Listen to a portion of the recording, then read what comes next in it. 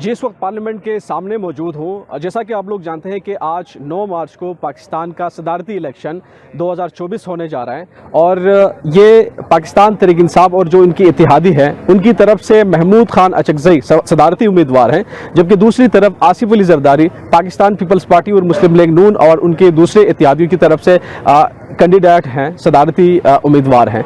और ये भी आप लोग को बताते जाऊँ कि चूँकि हुकूमत के अरकान ज़्यादा हैं, नंबर्स उनके ज़्यादा हैं, इसलिए आसिफ अली जरदारी का पोजीशंस मुस्तकम बताया जा रहा है महमूद खान अचकज़ई के हवाले से।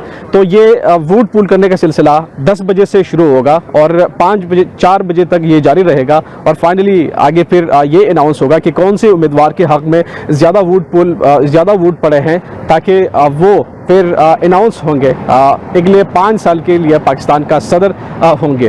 और उनके फिर हलफ बर्दारी कल चीफ जस्टिस ऑफ पाकिस्तान फाइज ईसा उनकी हलफ बर्दारी लेंगे। जी।